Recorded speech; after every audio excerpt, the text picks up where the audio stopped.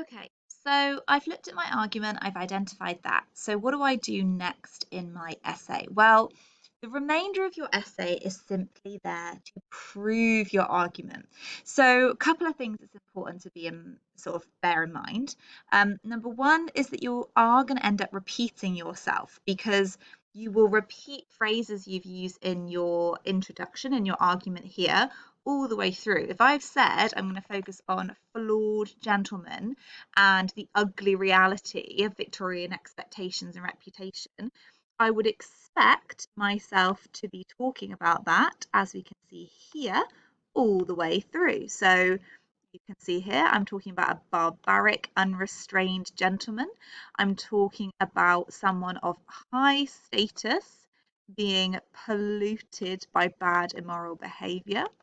I'm talking about gentlemanly status here and referring to the exposure of violence. So you can see that all of these phrases littered throughout my paragraph all link to what I said I was going to talk about here.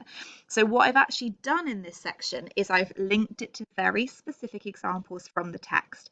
And if you want to do well in your assessment, the most important thing that you will have is ideas linked to really specific examples. So interesting quotations that you feel confident will help you to explore your ideas, moments from the text, specific moments from the text that have been put in there to help explore the idea that you've identified in your argument. If I said, oh, I'm going to talk about the presentation of gentlemen, but then I didn't have anything to back up that up, if I didn't have a kind of knowledge of those moments or quotations to support that, I wouldn't have an essay. So that's the most important bit.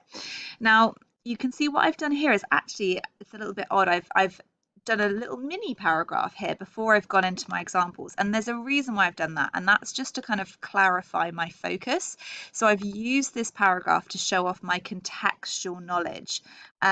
My contextual knowledge is particularly important because of the question I've chosen. I've chosen to talk about Victorian expectations. So in this paragraph, I explain what those expectations are, and I link that to my specific focus of the gentleman.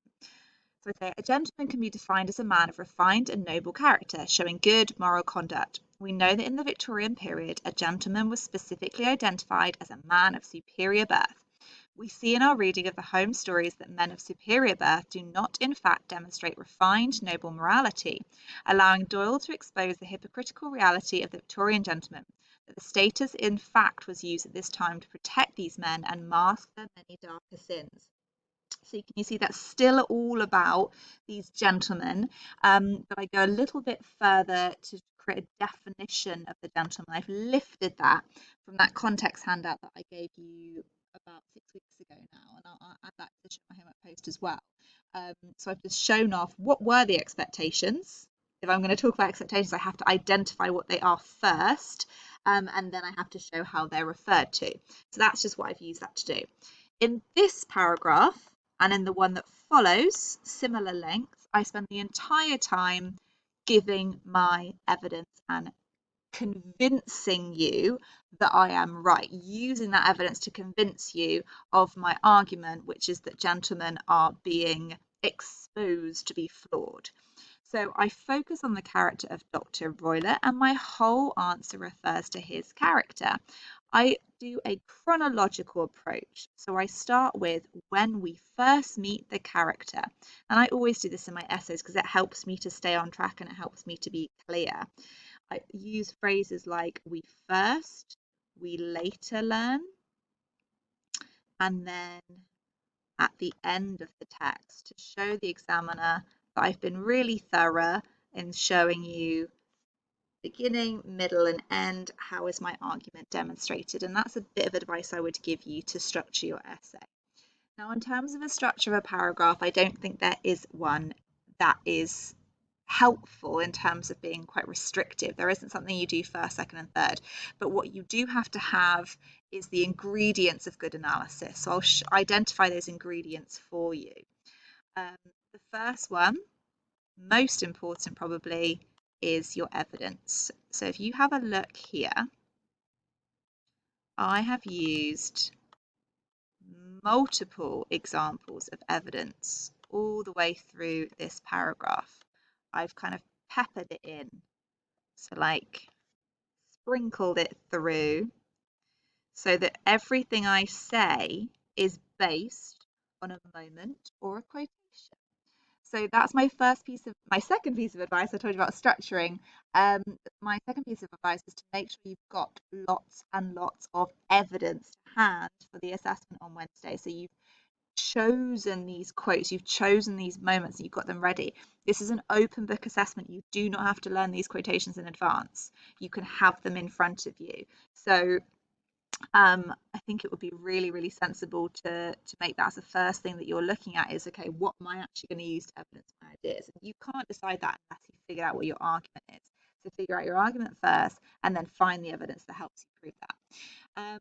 Another ingredient to my good paragraph is my use of method. So the evidence that I've chosen explicitly uses hyperbolic language and really evocative adjectives. So I've talked about those two methods that are used by Doyle. I've also gone into detail about the character. So the method of characterization is also really important. And then lastly, I've really made sure that I've unpacked this. So I've used my phrases like is used here to exaggerate, is used to prompt connotations, is used to contrast our expectations, is used to help us understand. Now, these phrases are your effects prompts. You've had these the last couple of lessons. You've got them on all of the sort of revision sheets you've had in the past. It's to help you unpack that evidence and explain the impact of those methods. So that's what you need. Those are the ingredients to your paragraphs. You refer to your main point of argument multiple times. You refer to your methods used by Doyle. You refer to your quotations. And most importantly, you also refer back to Doyle himself as much as you can. Now, if we have a little look at this paragraph, and I'll actually read this one to you this time, so you can kind of see what all of those ingredients looks like when it's put into a paragraph together. We later learn that Dr. Roylott's cruelty extends to Helen, as Holmes notices the marks of 4 fingers and a thumb on her white wrist. This vivid imagery is clearly used to draw attention to the uncontrolled base cruelty of Dr. Roylott. The noun marks helps us understand his forceful cruelty, and the adjective white emphasizes Helen's own frailty, innocence, and weakness in comparison to his cruel strength. When the character of Dr. Roylott enters the story, his physical characteristics also demonstrate these ideas. He is described as wearing a black top hat, typo, and a long frock coat. These are the clothes of a gentleman.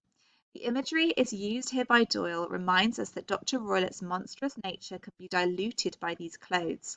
He is able to continue to uphold his status and power in society by blending into this mask of respectability.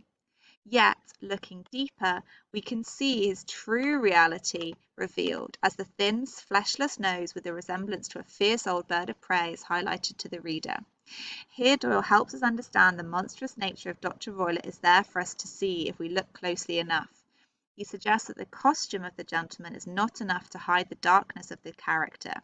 Perhaps this is what he is encouraging us to do for ourselves, to look around us at the superficial aspects of reputation and class and mirror Holmes in his shrewder, critical, and observant deductions of a person's character.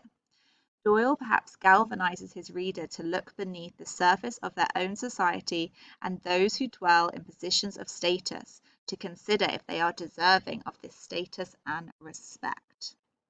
So I've demonstrated all the same ingredients as in this previous paragraph. I've got lots and lots of specific pieces of evidence, which I found in advance. I've got my specific methods. A couple of them are the same. Some of them are different.